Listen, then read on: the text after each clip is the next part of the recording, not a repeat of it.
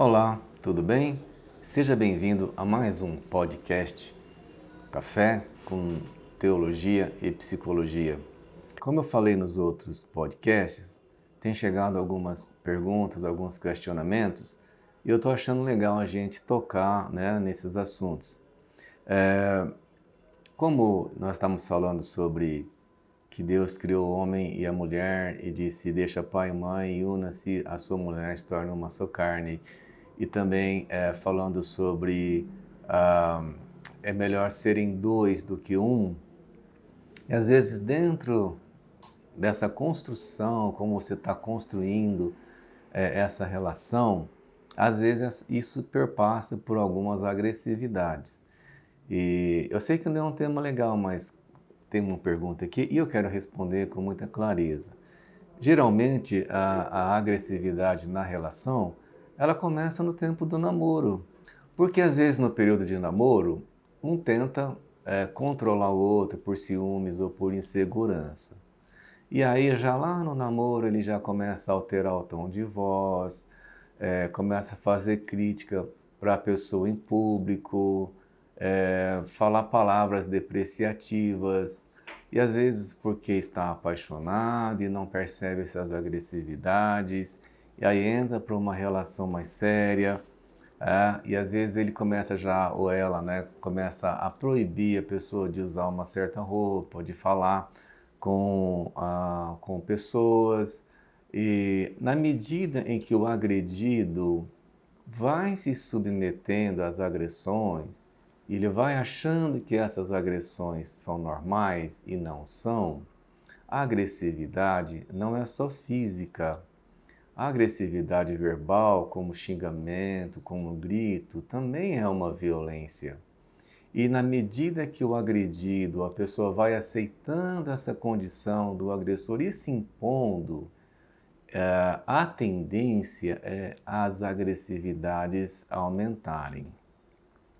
Por exemplo, o agressor, se ele tiver ali algum transtorno, principalmente um pouco de psicopatia, ele agride e ele vai calibrando esses golpes na medida que o outro vai aceitando. E ele quer saber até onde ele pode ir e ele não vai parar quando ele aprende a agredir. Por que ele agride? Porque é a única resposta que ele tem. O repertório de respostas dessas pessoas é muito restrito e eles sempre respondem com agressividade.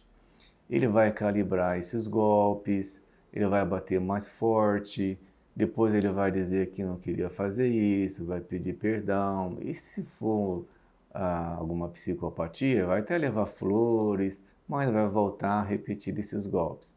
E o agredido vai aceitando. Ele vai dizendo assim: não, olha, aconteceu porque eu falei com alguém que não queria, não aconteceu porque eu saí sem avisar. E aos poucos essa agressividade ela vai aumentando. Às vezes acontecia uma vez por mês e passa a acontecer uma vez por semana, aí começa a acontecer todos os dias, aí vem ameaças e outras coisas a mais. A melhor forma de lidar com isso é não aceitando. Primeira coisa, aprenda a dizer não. Quando se sentir agredido, seja verbalmente ou empurrãozinho, diga não. Aprenda a dizer não. Coloque um limite. E se a pessoa não aceitar o limite, procure ajuda. Não fique numa relação doentia que tem agressividade. Uma relação que às vezes se discute, tem uma raiva, mas é normal discutir uma relação, tentar se entender, mas a agressividade não. Eu só quero pontuar aqui que o feminicídio é uma realidade. Ele não é um discurso político, ele não é uma narrativa, é uma realidade. Muitas pessoas, muitas mulheres morrem porque lá no comecinho do namoro, ela vai aceitando aos pouquinhos esse tipo de agressividade.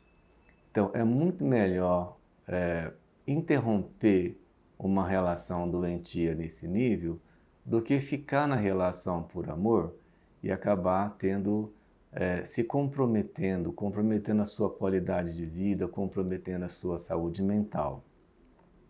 Para evitar uma relação agressiva, é preciso então dizer não logo no começo do namoro. Não permitir que essa pessoa faça censuras, críticas ofensivas, comparações com outras pessoas. É melhor terminar a relação do que continuar numa relação doentia. Lembrando que tem aquele famoso ditado, né? Tapinha de amor não dói. Pode até não doer no começo, mas o fim pode ser um fim bem trágico. E é o que a gente quer evitar. Então, o desafio de serem um, e é melhor serem dois, né?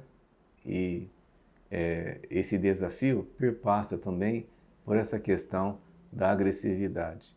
Nenhuma forma de violência deve ser bem-vinda. Até mais, te espero no próximo podcast.